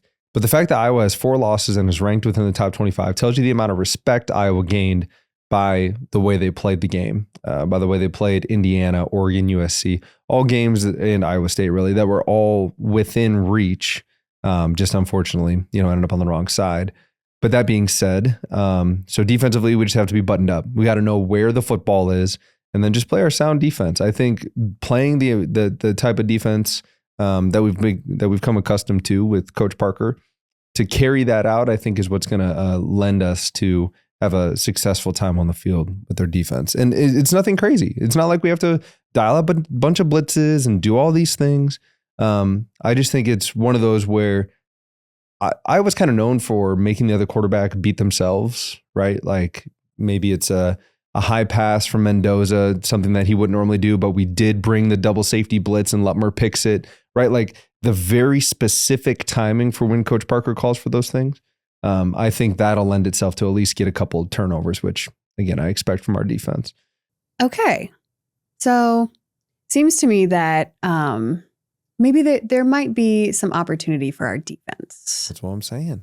Okay. That's what I just said. But there's always an opportunity for our defense. I feel that way. Yeah. Especially with no opt-outs on defense. So we know our defense. Tell me about their defense. Obviously, Mark Gronowski is also he's obviously our leading passer, but he's definitely up there in our rushers. Yes? Yes. Again, it's getting better. I love that extra with coffee. Totally. Sports girl. She knows ball, okay? She knows ball. Anyway, okay, tell me about their defense. Going over to their defense, our offense, Alabama was shredding them up on zone. They played a little bit man-to-man here and there, but really it was zone coverage that they were just leaving guys wide open. So I think Coach Lester's going to have some good concepts. I'm sure he's going to look through and make sure that everything builds off another, right? I think that's one thing that's really cool, not only about offenses in general, but what Coach Lester has done is you take a play, let's say it's inside zone to the right. Okay, what can I do off inside zone to the right? Well, we can do a play action pass. We can do an RPO. We can do 3 or 4 different things. So that way the beginning of the play looks the same to the defense, and yet it looks different. Or again, let me rephrase that. The beginning of the play looks the same, but the result could be one of 4 different things. And I think that's really cool for what he's done and obviously offense in general. But with that in mind, I think that can lend to some open zones and getting Reese Vandersy the ball. I think that's important. I think he's proven that he's a guy that just has to touch the football, as well as they'll do a stand-up end. They will blitz. So offensive line won the Joe Moore Award, incredible award. They actually won it in 2015, so I think this is the second time that Iowa's won it. It's incredible. And with that in mind, they're going to bring blitzes. Actually, first play against Texas, they brought Cobra, which a Cobra, the way that I learned it was it's just a corner blitz. Usually it comes from the boundary. And what I mean by that is if the ball's on the left hash, as you're the offense looking forward, ball's on the left hash. So to your left is the short side of the field. That corner will blitz because it's less distance for him to get from there to the quarterback than if you blitz on the far side, it would take too long. Ball would already be out. They did it over the slot to the field. So that'd be over Jacob Gill. That'd be over any one of our other slot receivers, Dayton Howard, or if we moved Reese inside, or if we had a tight end out there, right? Any of our slot guys. First play, they do that. And Texas hits them with a bubble screen to the running back for a touchdown, 70 yards on the first play of the game. So they're not averse to blitzing. They blitzed Alabama a lot. Their middle linebackers were coming. So our offensive line just has to talk to one another, has to be ready for this. It's a combination of they're very aggressive. And again, I expect that here. I think they want to make a statement that they didn't make the college football playoff. They're not doing the Notre Dame not playing in a game, which I think there's 2 ways that you can look at it. You can say, okay, we're not going to play a game because we should have been in. And I think there's some other stuff that's involved in that one. But then you've got the other one, which is, okay, we're going to go play and prove that we belong. I think we're going to get the latter. And with that, we just have to be ready for them to be super aggressive to try and come after Gronowski, who passing has kind of been up and down this year. I think we can agree. There are some giant steps that have been made as he's progressed through the season. Obviously, his legs are a very potent part of our offense too. So I think as long as Gronowski stays being Gronowski, I don't think we need him to be anything superhuman. Running the football is going to be really important. Obviously, we run the ball. That's Iowa's thing. But running the ball downhill, Alabama did a great job in between the tackles. And what that means is, offensive line, you got center guard tackles. Either side of our tackles, inside run game. Alabama's offensive line was just moving them. So with that, I think that's going to be our bread and butter, and then lead that to some play action, some RPO off of that. But I'm looking forward to seeing what their defense does. Okay, so then third phase of the game, special teams. 1/3. 1/3. Some might say a little more than 1/3 when it comes to the Hawkeyes, especially with Caden Weegan, especially with LeVar Woods in years past. So with all things that have been coming out in the last couple of days, actually, just yesterday as we're recording this, tell me about special teams. What is that going to do for the game? Make an impact would be my guess. Really weird talking about Coach Woods' last time coaching at Iowa, at least for the present time. Really weird, but I expect them to go out and play hard. I expect a lot of emotions from Coach Woods. I also expect a lot of hard playing. Caden Weegan, always a factor anytime he touches the football. We'll see if they give him a chance or if they're smart and kick it out of bounds, like we've seen some teams try and do. But I think with all that in mind, I just think it's going to be another, take care of business. I don't think there's much else that needs to be said on special teams other than take care of business. Do what you've been doing all year. And I kind of expect that to be the same case here. All right. So as you said, before we got the preview started, this should be a real game. It's very exciting. Nice to have gosh, I don't want to speak too soon. Because what if their quarterback's like, guys, actually, never mind. Right. So they do have and I referenced it briefly, but their NFL tight end or a guy who's going to go to the league is the only one that they think. Now there might be more transfers that come out, right? Like I mentioned, it's just it's so hard to say in a world where, or in a time where it's like everybody just leaves the program. It's wild. It is really weird. Never mind. I was going to say something. Now I'm not. All right. Should be good weather. The only thing that it could be is a little bit rainy, which you guys played with the amount of times you played in Tampa. There's bound to be one rainy game. Well, and we did have one rainy game. I think it was in, it would have been like 13, 20, something. 13 Outback Bowl, 14 Tax Layer Bowl, 15 Yeah, I think Rose Bowl, 13 16 Outback Bowl, 17 Pinstripe. I think the 13 Outback Bowl was a little rainy. That was against LSU. They had some dudes. Right. That was OBJ and Jeremy Hill, Zach Mettenberger, Jarvis Landry. They had a bunch of NFL guys.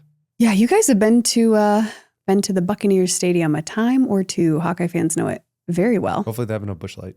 They've got pretty good parking there too. Just big open grass fields. Good tailgating spot. Enjoy it. It'll be lovely. And they have the Tampa Bay NHL team. Yeah. Lightning. Yeah, we went to a game. Yep. Is that it? Yep. Yeah, Stanley Lightning. went down there and did something. I know puck. Instead of ball. Closed the show. But it's fun there. There's a lot of good fun things to do. Lots of, the Tampa Bay, did we say the zoo? That's the audible curtain since I can't just close the curtain. Very funny. Busch Gardens. Busch Gardens is fun there. Yep. That's a good one. They've got really good roller coasters if you're into that kind of thing. And obviously all the animals and such. Yeah, they have like a safari that I think we went on. Yeah. What else is there? At the zoo. There's a bunch of stuff. A bunch of stuff. Hawkeye Huddle, of course, is always a good time. Yeah. Enjoy it. It'll be a good time. Get some warm weather. Escape the coldness here. All right. Let's close it. So as Matt mentioned earlier, the off season, we just do one episode per month with an athlete could be from football, but we really try to branch out and get athletes from different sports at Iowa or alumni. So again, if there's somebody that you want to hear from, a story you want to hear, or maybe just somebody you're like, hey, my niece is blank and she's on the softball team. Reach out. Let us know in the comments. Send us a DM on Instagram, Facebook. Can you do messages on TikTok? You can. Yeah, DMs. Yeah. There you go. DM us on TikTok, tweet us, whatever. And let us know if there's anybody you want to hear from. So yeah, make sure you're subscribed to the Talkin Hawks YouTube channel. We are so close to 1,500 subscribers. So send it to your friends, send it to your family. Make sure that you send them the link for the official Talkin Hawks YouTube channel. And if you would be so willing, if you're listening to this on a podcast platform, please give us a 5-star review and leave just a little review that says something sweet about us if you would like to.